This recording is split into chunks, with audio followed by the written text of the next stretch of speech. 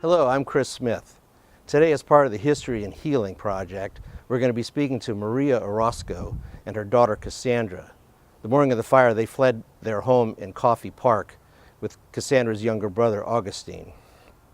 They also were able to get their dog out of the house. Maria is a counselor at Roseland Creek Middle School. We were asleep and then my mom comes in and she just told us to get up. And so we did. And my brother's like, what? I was on Facebook and they were talking about a fire, in the Calistoga area. So I knew that that was there and I could smell it, but never thought that it would come to my house. There was a lot of wind, so I couldn't sleep. Around 2 o'clock, we had some night lights on and the lights went out and I felt the whole house shake and I was like, this is weird. Around 3 o'clock, I started hearing more sirens and popping sounds, and I was like, this sounds really close. So I actually opened my front door and looked out the window, and there was embers falling from the sky onto my neighbor's yard, onto my yard, catching little fires, and that's when I realized this is here.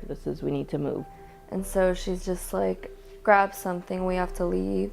It was very scary. I was kind of in protective mode. I was like, I gotta get my kids out of here. It was scary to think that it was that close. But at the same time, you also think, oh, well, it's not really gonna get to my house, is it? So I didn't grab more things. We just grabbed the basics because we didn't think it was gonna burn down. We're just like, oh, we'll grab the rest later, or oh, we'll come back. But I grabbed my laptop and the kids' passports and my purse. My son grabbed his little video game and a blanket and a pillow, and my daughter grabbed a blanket and a little stuffed animal and the dog. My mom had the door open and it was really cold, but we saw the embers and stuff, and when my mom told us to get in the car, I remembered to grab my dog because she was still there behind the little fence that we had, and no one really remembered her. And so I just grabbed her really fast and we went in the car and we were waiting because my mom was still looking for something. One of my neighbors, I know he works late. He works nights, he gets up at 3 in the morning. I knew that he was home, and so I went and knocked on his door. He wouldn't answer for a while, so it was very stressful. And then I got in my car and just started honking, and he finally came out and he's like, what's going on? I said, we gotta go, the fire's here. And I called my mom who lives in Healdsburg and I said, we're coming. Kind of freaking out because there was a lot of people on the road, and we tried getting to somewhere, and my mom tried going on the GPS to try to find us a way out. So we went through Fulton Road, and just looking out, you could see the flames all, it was just a big glow on the side of the road, and that was all Coffey Park, I know now.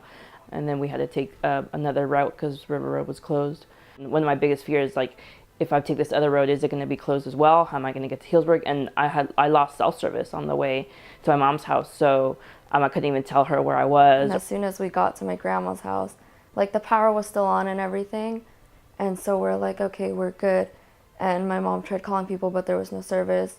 And 2 minutes later, the lights went out there too. The only phone that worked was my grandma's, and she had a flip phone.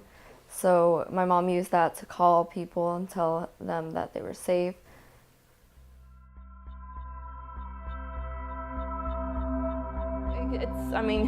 Time helps and it gets a little bit easier, but there's moments where you just get really upset, frustrated, break down, sad.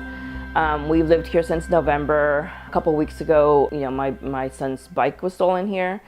They came into our backyard to take it, so it was just another sense of can I really keep my kids safe, and so that whole thing came back.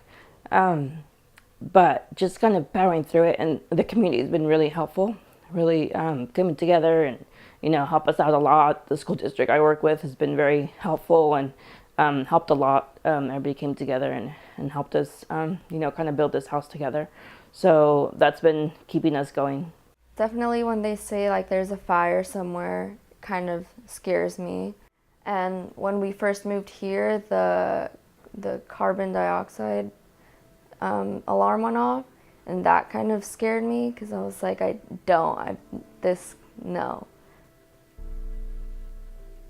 Stay strong. and don't give up even if you really feel like there's nothing left to do, because I felt really useless, but I didn't give up, and now I feel like I can do more.